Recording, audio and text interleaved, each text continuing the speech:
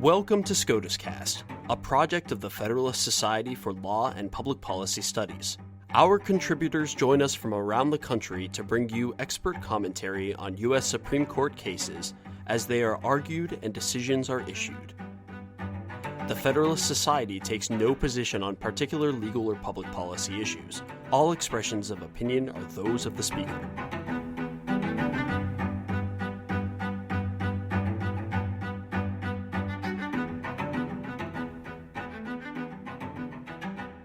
Thank you for joining us for this post-argument episode of SCOTUScast. I'm your host, Spencer Karen. On March 22, 2021, the Supreme Court heard oral argument in Cedar Point Nursery v. Hasid.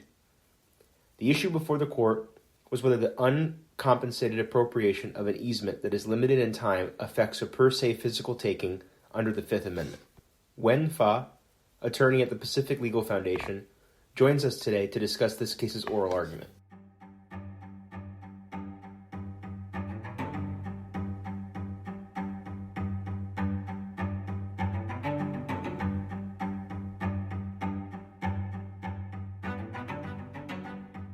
I will be talking about Cedar Point Nursery versus Hasid, an important property rights case that was argued before the Supreme Court of the United States by my colleague Joshua Thompson this morning. I do want to give two brief caveats right off the bat. First, I am one of the attorneys representing the petitioners in this case. And second, I am here, of course, speaking only in my personal capacity. All the views expressed are my own. The arguments, I think, were made fully and adequately in our briefs and at the oral argument this morning. So with that, let's jump into the case. This case involves a takings challenge to an access regulation promulgated by California's Agriculture and Labor Relations Board. This access regulation was promulgated in 1975. It applies to every single agricultural business in California, and it allows union organizers to come onto the land of private agricultural growers in California for 3 hours per day, 120 days per year. The access regulation allows union organizers to come onto the land for the purposes of soliciting employees to join the union, meaning take access for an hour before lunch, an hour during lunch, an hour after work, and they may take access for 4 30-day periods throughout the year. Now, right after this access regulation was promulgated in 1975, it was immediately challenged by a group of growers in state court. And the state superior courts actually issued injunctions enjoining California from enforcing this access regulation. But the California Supreme Court, in a divided decision, ended up reversing those decisions and allowing the access regulation to stay in effect in Pandle and Sons in 1976. So there is a similar law under the federal NLRA, but the access under the NLRA and access that's allowed under the California law are different in some meaningful respects. So under the NLRA, union organizers are only able to access a property where the workers are otherwise inaccessible. So this is really limited to company towns where the employees live on the land of the employers. And similarly, the cases interpreting NLRA, access under the NLRA that has found inaccessibility were cases from the 30s, 40s, and 50s, in which obviously the employees did not have anything remotely similar to cell phones, smartphones, or anything like that. The petitioners in this case are a group of agricultural growers in California that's subject to the access regulation. One of the petitioners is Cedar Point Nursery. The nursery is a small grower in Doris, California, right near the California-Oregon border. The nursery specializes in growing strawberry plants that other growers in turn take and plant in order to grow strawberries, not just for Californians, but for Americans across the United States. Cedar Point's workers none of Cedar Point's workers live on site. The workers all live in hotels in nearby Klamath Falls that are actually paid for by Cedar Point Nursery. Now, shortly before we filed a lawsuit, in October 2015, during a busy harvest season, union organizers took access onto the property of Cedar Point. They did so at 5 a.m. during a busy harvest season, and they came in, as alleged in the complaint, they came in to the trim sheds with bullhorns, and this ended up scaring many of the employees at Cedar Point Nursery. Fowler Packing Company is a grower located in Fresno, California. It specializes in growing citrus and table grapes. If anybody has had a mandarin orange from the company Peeled, that is grown by Fowler Packing. Now, Fowler Packing actually does not really employ many migrant workers. It employs full-time workers, about 2,000 full-time workers, and the workers actually live in houses around the Fresno area. In 2015, the union filed a notice of intent to take access on the property of Fowler Packing Company. The Fowler Packing Company refused to allow the organizers onto the property, and the union ended up filing an unfair labor charge before the board that was suspiciously dismissed right on the eve of this lawsuit. So in 2016, the growers filed a challenge under the takings clause in federal court, challenging this as a taking. Now, as relevant here, the growers alleged that what the access regulation did was it took an easement on the property of Cedar Point and Fowler and gave that easement for the benefit of union organizers. The growers filed both a preliminary injunction and a complaint in February 2016. The board, the board members were the defendants in the case, and the board subsequently filed not just an opposition to that preliminary injunction motion, but also a motion to dismiss. The district court denied the motion for a preliminary injunction and also dismissed the case on grounds that it found that the growers did not allege a physical taking. The district court reasoned that because the access regulation did not allow for 24/7, 365 access, that it cannot be a physical taking because it did not amount to a permanent physical occupation. We appealed that case to the circuit court, and I argued that case before the Ninth Circuit Court of Appeals in November 2017, and in the divided 2-to-1 decision, the circuit court affirmed the district court's decision.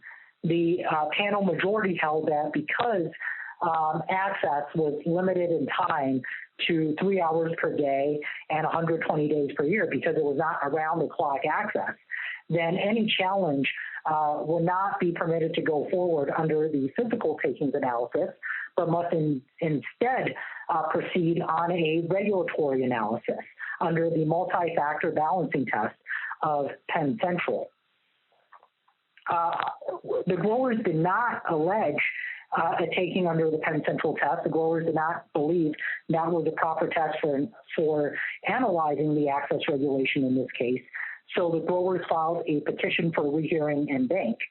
The Ninth Circuit denied that petition, but as notable here, the denial of the en banc decision was followed by a dissent by Judge Ikuda on the Ninth Circuit, joined by 7 other judges on the Ninth Circuit, which argued that the Ninth Circuit shouldn't hear this case and its failure to do so created a circuit split and was inconsistent with the Supreme Court's precedent. The Judge Ikuda's dissent from denial of rehearing en banc also reasoned that the access regulation took an easement, and any time limitations on that easement would go toward the amount of compensation that is just, rather than whether there has been a taking in the first place. Now, after Judge Ikuda, after that petition for rehearing and bank was denied, the growers filed their cert petition before the Supreme Court of the United States, and the Supreme Court granted that cert petition in November 2020. After briefing, the court heard this case. The main arguments in this case hinges on whether the access regulation amounts to a per se physical taking or whether it amounts to a regulatory taking subject to the multi-factor ad hoc balancing test of Penn Central. Petitioner's argument is that this is a per se physical taking. It is analogous to an easement in that it gives the growers an access easement on the property of agriculture. It gives union organizers an access regulation on the property of the growers, and any time limits on that easement go towards the compensation that would be just. It doesn't really alter the analysis of whether there has been a taking in the first place. Petitioners also argue that this really infringes on their right to exclude in a way that calls for a per se analysis, because it allows union organizers to come on to the grower's private property for 3 hours per day, 120 days per year, for the purpose of soliciting union organizers, for the purpose of soliciting union members.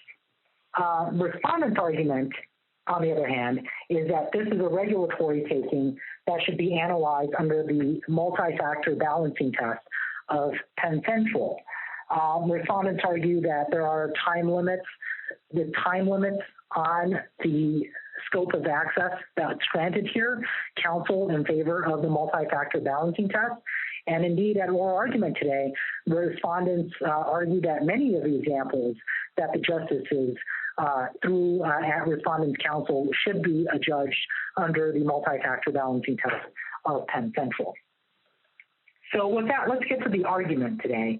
I think the justices asked very interesting questions of both sides during the argument. With respect to the petitioner, there were several justices who asked about easement characterization. This is something that the Supreme Court has referenced in cases like Portsmouth Harbor and Cosby and Kaiser Aetna. But the justices really wanted to know where the easement characterization came from and, why the petitioners analogize this to an access easement. On the other side, there were questions sort of probing the respondents about how far their rule would go. Justice Alito, for example, asked the board whether an easement that was taken for 360 days per year would be analyzed under a per se rule or under the regulatory taking analysis. The respondent's attorney said that it would be analyzed under a multi-factor balancing test. And I think to Justice Alito's surprise, the respondent's attorney also claimed that an easement that was 365 days per year, that allowed access 365 days per year, would also be analyzed under the regulatory takings framework.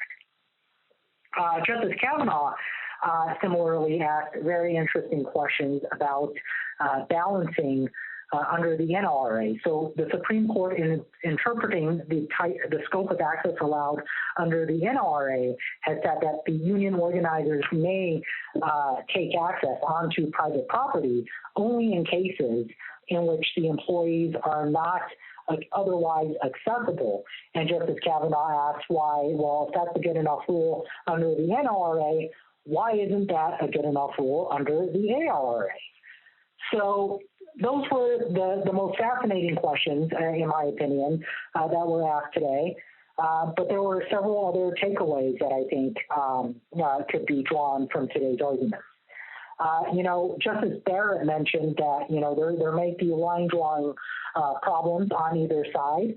Petitioners argue that petitioners deal with this problem by saying that, you have to look to the common law and you have to look at the scope of the right to exclude at common law. So, you can have inspections, for example, that are reasonable searches under the common law and reasonable searches under the Fourth Amendment. And under the common law, the Constitution allows government agents and their delegates to conduct reasonable searches. So reasonable searches will not constitute a takings under the rule that petitioners propose. Respondents have a different way of dealing with the line drawing problem. Respondents argue that pretty much everything should be analyzed under the multi-factor balancing test of Penn Central. So they argue that regardless of whether an easement is for an hour a day, 360 days a year, 365 days a year, that would all be analyzed under a multi-factor balancing test of Penn Central. So it'll be interesting to see which way the court will go. After the argument today, we expect that a decision will come down from the court probably in June, near the end of the term. And, obviously all sides are eagerly awaiting the decision.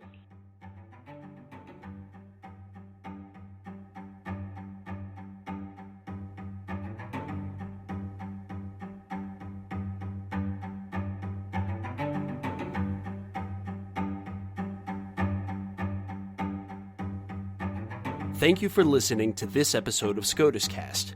SCOTUS Cast is a project of the Federalist Society, a not-for-profit educational organization of conservative and libertarian law students, law professors, and lawyers, founded upon the principles that the state exists to preserve freedom, that the separation of governmental powers is central to our Constitution, and that it is emphatically the province and duty of the judiciary to say what the law is, not what it should be. Don't forget to subscribe to our podcast series, including SCOTUS Cast and Practice Group podcasts, on iTunes or Google Play. For an archive of past podcasts, as well as audio and video of past Federalist Society events, please visit our website at fedsoc.org/multimedia. That's fedsoc.org/multimedia.